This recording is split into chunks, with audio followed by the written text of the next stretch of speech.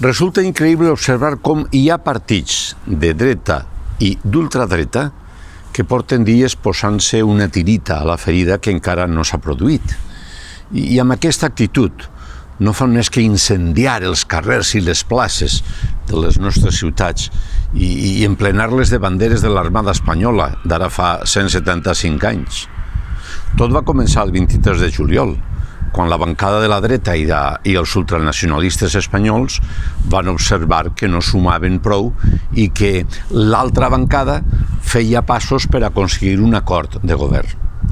Des d'aleshores, que calfen els carrers i, el que és pitjor, desqualifiquen un govern que encara no ha nascut i veurem si arriben a palmes de beneir.